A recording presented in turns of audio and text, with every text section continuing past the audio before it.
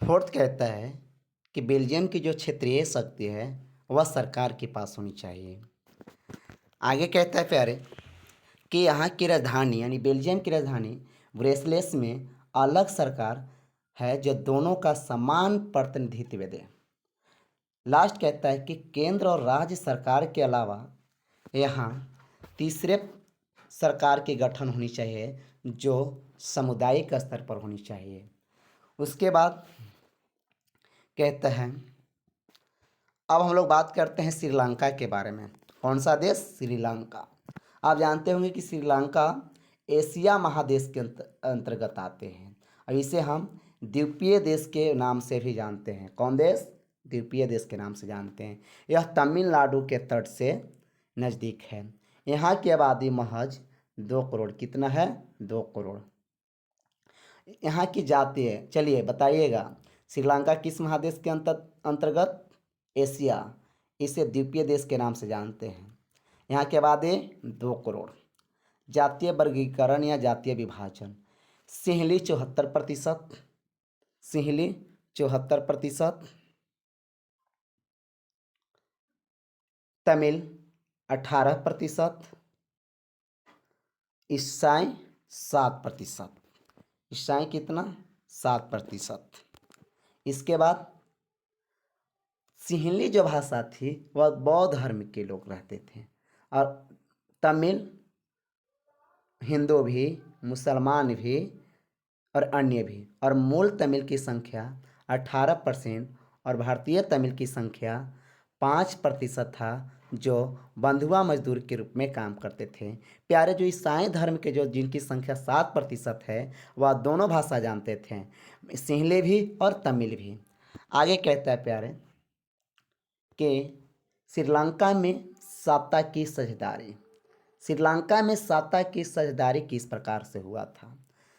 तो श्रीलंका देश की आज़ादी यानी स्वतंत्रता सन 1948 में प्राप्त हुआ और स्वतंत्रता होने के बाद यहाँ पे सिंहली जाति की दबदबा हो गया और इसके बाद 1956 ईस्वी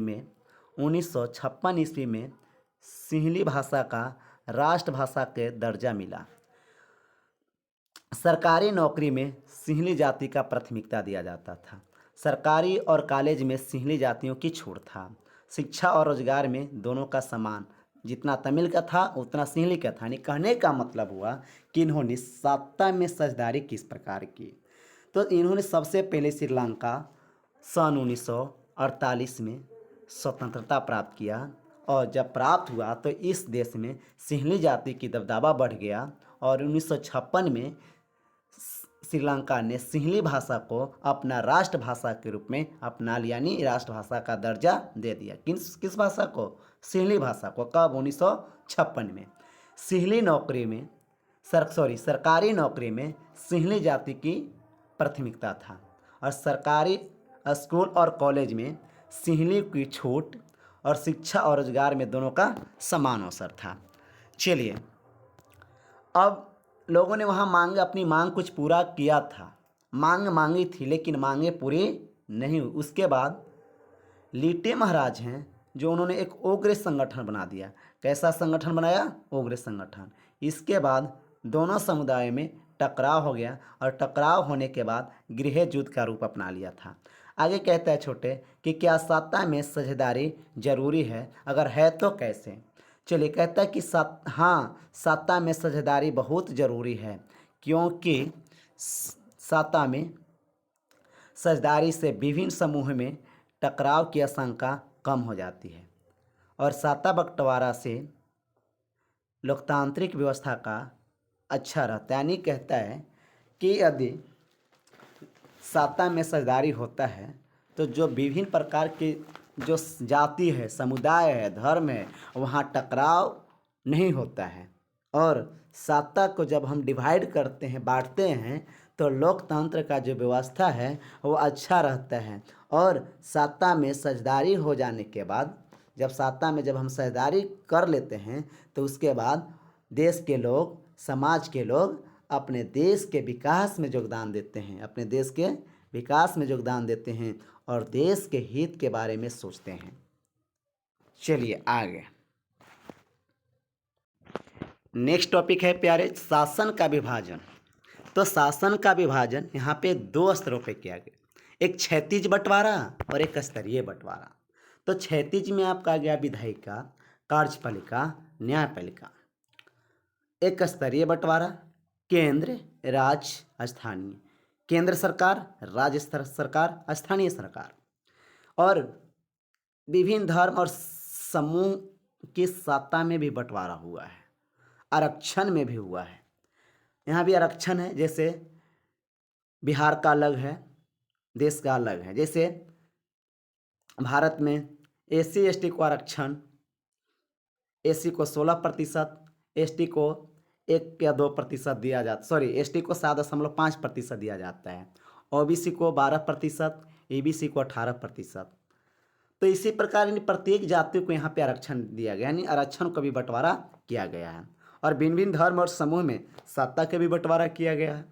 इसके बाद कहता है, जैसे यहाँ पे एसी, जैसे यहाँ पे एसी को कितना बोले, 7%, सॉरी 16%। यानी भिन्न भिन्न कह सकते हैं कि भिन्न भिन्न जाति को अपने जाति के आधार पे, जाति की संख्या के आधार पर आरक्षण दिया गया है, यानी आरक्षण का भी बंटवारा किया गया है। नेक्स्ट है धर्मनिरपेक्ष। धर्मनिरपेक्ष का क्या अर्थ होता है? धर्मनिरपेक्ष, धर्मनिरपेक्ष का आशय किसी देश या राज्य के कोई अपना धर्म नहीं होता है। कहने का मतलब कि कोई देश हो या कोई राज्य हो, किसी देश या राज्य का कोई अपना धर्म नहीं होता है। हमारे देश में अनेक संप्रदाय के लोग रहते हैं। सभी लोग अपने धर्म को प्रचार प्रसार कर सकता है। भारत एक धर्मनिरपेक्ष राज्य है। कहने का मतलब कि धर्मनिरपेक्ष का आशय किसी भी देश या राज्य का कोई अपना धर्म नहीं होता है। हमारे देश में, जैसे भारत में अनेक संप्रदाय के लोग रहते हैं, मुस्लिम रहते हैं, हिंदू रहते हैं, सिख रहते हैं, ईसाई रहते हैं, और सभी लोग अपने अपने धर्म को प्रचार प्रसार करता है। इस तो हम कह सकते हैं कि भारत एक धर्मनिरपेक्ष राज्य है। परिवारवाद या वंशवाद से आप क्या समझते हैं? परिवारवाद या वंशवाद से आप क्या समझते हैं? चलिए, परिवारवाद या वंशवाद एक मानसिकता होती है जो राजनीति को प्रत्यक्ष अप्रत्यक्ष रूप से प्रभावित करती है। इससे कोई राजनीतिक दल की पार्टी चुनाव के समय अपने सगे संबंधी रिश्तेदारों की टिकट देने का कार्य करता है, जो लोकतंत्र का प्रमुख अवगुण है। कहने का मतलब कि परिवारवाद या वंशवाद से आप क्या समझते हैं? यह क्या है? यानी परिवारवाद एक मानसिकता होती है जो राजनीति को प्रत्यक्ष और अप्रत्यक्ष रूप से क्या करती है? प्रभावित करती है। और इससे कोई राजनीतिक दल की पार्टी चुनाव के समय अपने सगे के यहाँ संबंधी रिश्तेदार को टिकट देता है और अपनी सिंबल पर चुनाव लड़वाता है। और जो लोकतंत्र का एक प्रमुख क्या है? अवगुण है। चाहे व्यक्ति कैसा भी हो, अपने सगे और संबंधी रिश्तेदारों के टिकट देता है, तो जो हम कह सकते हैं कि यह लोकतंत्र का प्रमुख अवगुण है। आगे है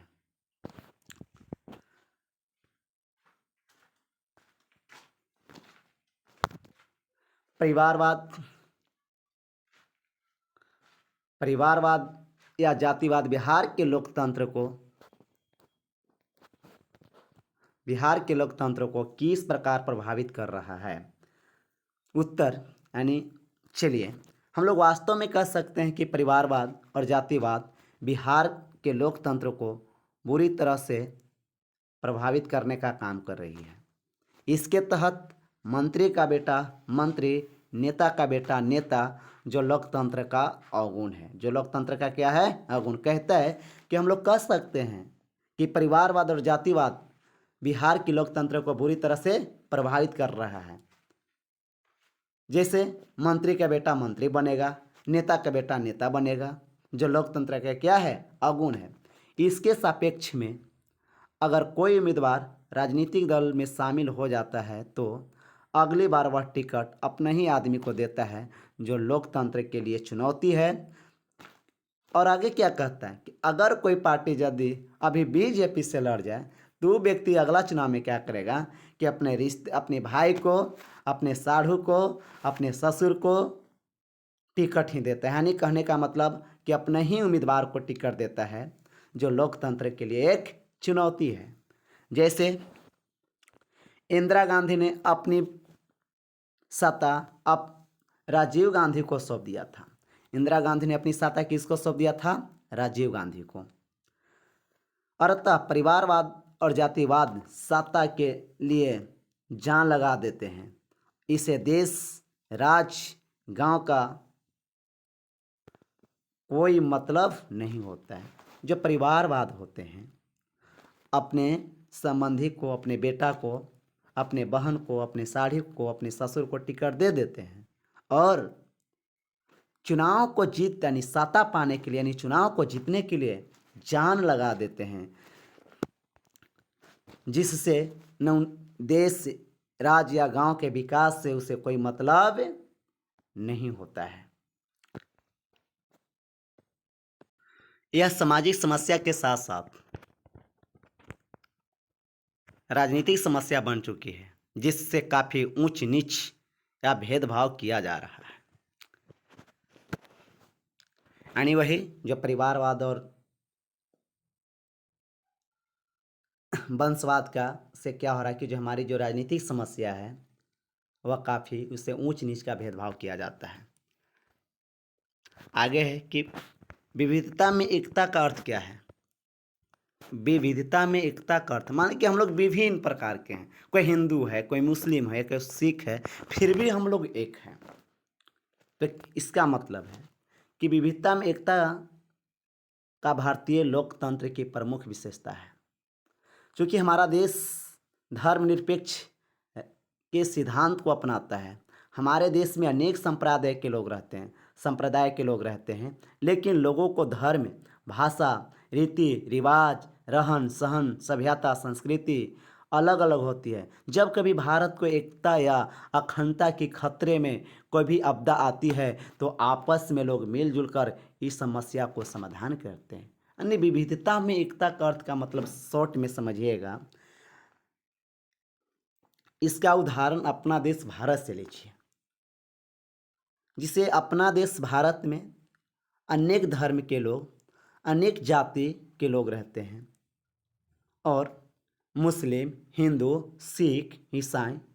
इसके बाद हम भाषा भी, यहाँ भाषा, धर्म, रीति रिवाज, रहन सहन, सभ्यता, संस्कृति अलग अलग होती है। लेकिन जब कभी भारत की जो अखंडता है और एकता में कुछ खतरे की आशंका हो जाती है या युद्ध की आशंका हो जाती है, तो यहाँ के सभी धर्म के लोग आपस में मिलजुल कर इस समस्या को समाधान करते हैं। तो हम कह सकते हैं कि भारत मेरा विविधता होते हुए यहाँ एकता है।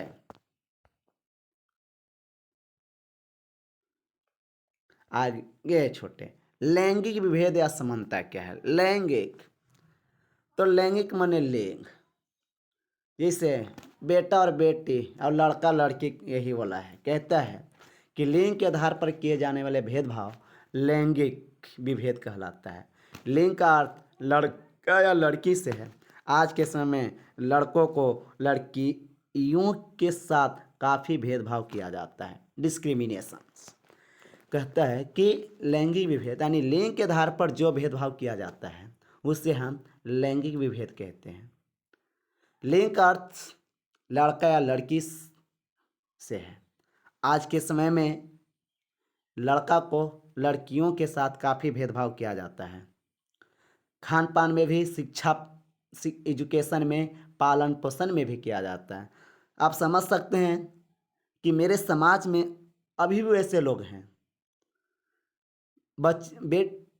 बच्ची जन्म होने पर लोग निराश हो जाते हैं, और बच्चा जन्म यानी पुत्र जन्म लेने पर लोग खुशी मनाते हैं, और पुत्र को पढ़ने के लिए राजधानी तो जिला और बच्चियों को पढ़ने के लिए गांव और कस्बे पढ़ाने का काम करते हैं। तो हम कह सकते हैं कि लैंगिक विभेद है और असमानता यानी लड़का और लड़कियों को बराबर अधिकार नहीं दिया जा रहा है। समझ गए होंगे। आगे जीवन में विभिन्न पहलुओं को जिक्र करें जिसमें भारत में स्त्रियों के साथ भेदभाव किया जा रहा है। कहता है कि जीवन में विभिन्न पहलू, विभिन्न सोच पे हमें जिक्र करना है, यानी सोचना है कि भारत में स्त्रियों के साथ जो भेदभाव किया जा रहा है इसी के बारे में हमें सोचना है। कहता है कि आज के समय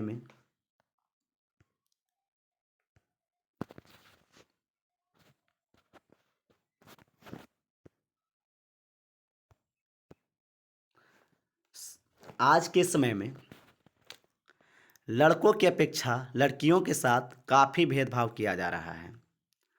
लड़कियों के बारे में कहा जाता है कि उसका जीवन घर के चार दीवारी के अंदर सीमित, यानी चार दीवार के अंदर सीमित है, जो कहना गलत है। जबकि लड़कों के ऊपर खान पान, शिक्षा, स्वास्थ्य पर अधिक खर्च होता है।